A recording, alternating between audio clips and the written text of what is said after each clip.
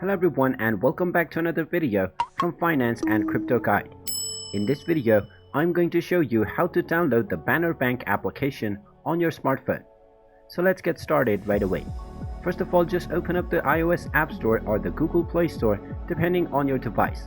Then just tap on the search box and then type in Banner Bank and start your search.